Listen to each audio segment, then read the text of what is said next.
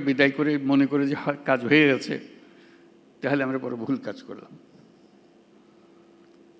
আমাদের আগামীতে এখনো সুযোগ আছে। জুলাইয়ের শিক্ষা এখনো আমাদের কাছে তাজা আছে। মাঝে মাঝে ভয় হয় এই শিক্ষা ক্ষয়ে যাবে, ভুলে যাব,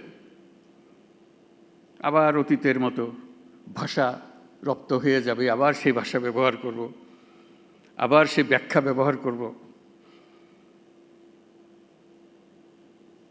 সেই দিকে যাতে আমাদের যেতে না হয় আর কোনো দিন, এই পথ একেবারে বন্ধ করে দেওয়া। এই পথের কোনো ঠিকানা আমরা যাব না, আমাদের নতুন পথ রচনা হবে,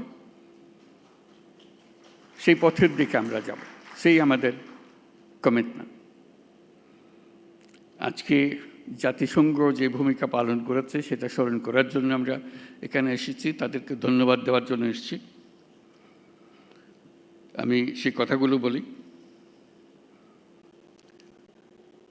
Distinguished guests, honorable political leaders, colleagues, friends, and my dear friend Huma Khan. Today we gather to mark the first anniversary of the July uprising, a moment of profound significance in the history of our nation. It was a moment when thousands of Bangladeshis, men and women, most of them young, stood up against tyranny and reclaimed the dignity and future of our country. Their courage spoke not only for our people, but for humanity. On this historic occasion, I wish to recognize the steadfast support of the international community, particularly the United Nations, which has always stood beside Bangladesh, beginning from the War of Independence in 1971, coming to the Rohingya crisis, and again during the dark days of July and August last year. In the aftermath of the Second World War, the United Nations set out to define and defend the inalienable rights of all human beings, irrespective of race, religion, sex, or status.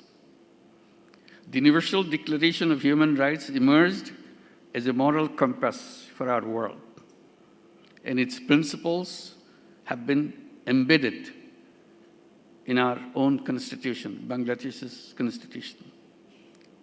Yet, over the past 16 years, these rights were repeatedly denied to our citizens.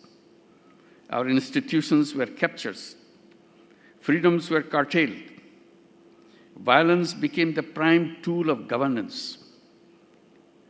Last July, our society stood united in rejecting this reality. The people of Bangladesh reclaimed their rights with clarity, resolve, and immense bravery.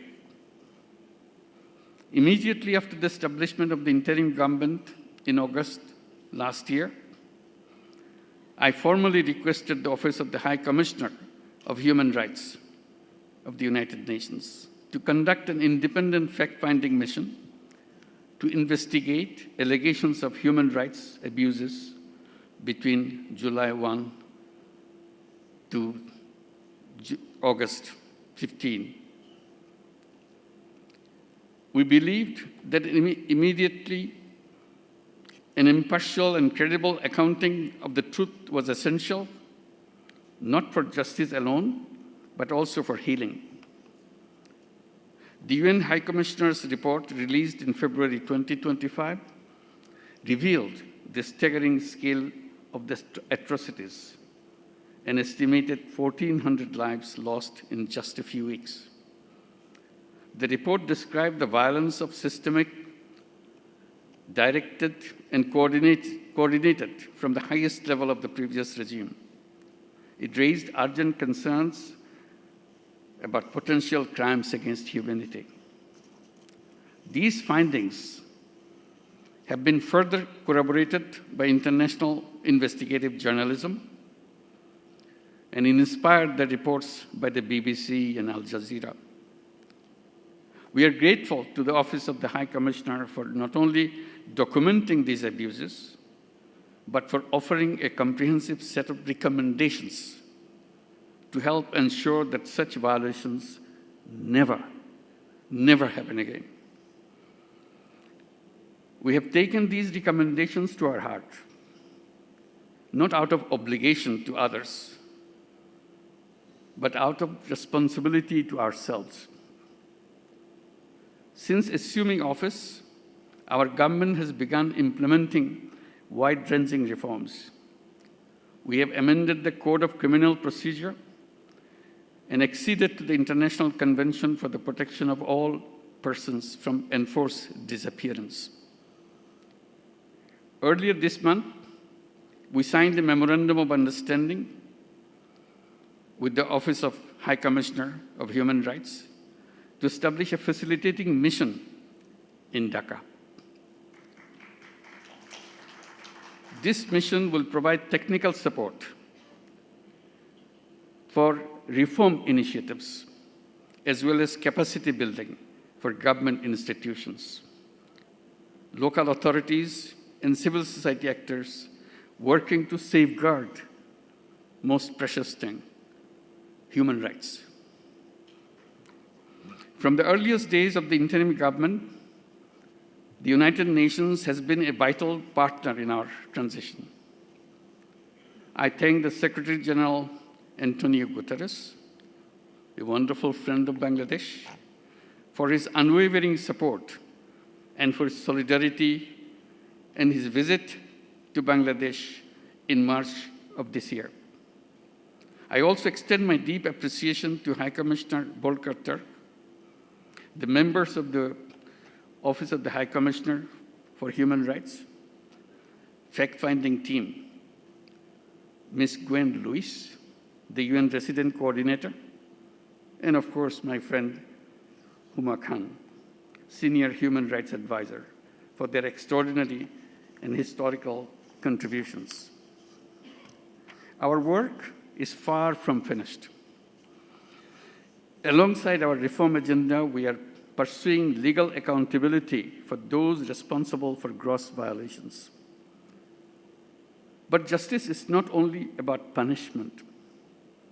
Justice is also about ensuring that the state power can never again be used to suppress, silence,